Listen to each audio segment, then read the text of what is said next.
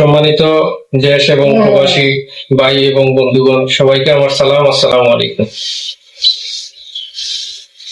আসলে আজকে আমরা যার বাড়িতে আসলাম, মোহাম্মদ ইসাক ভাই।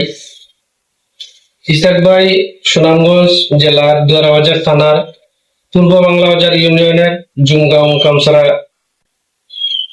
ময়না মিয়ার ছেলে। আসলে ভাই দীর্ঘদিন যাবৎ অসুস্থতায় ভুগছেন, গুরুতর অসুস্থ, ক্যান্সারে আক্রান্ত। চিকিৎসার জন্য অনেক টাকা প্রয়োজন, ফলে আর্থিক তেমন অর্থ নেই।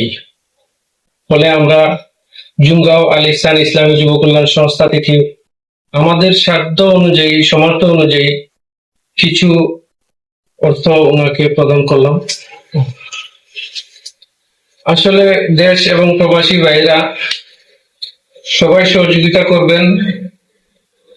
দেশ প্রবাসী ভাইরা যে ভিডিওটা দেখছেন, সবাই একটু সাহায্যের হাত বাড়িয়ে দিবেন, মানবতার হাত বাড়িয়ে দিবেন।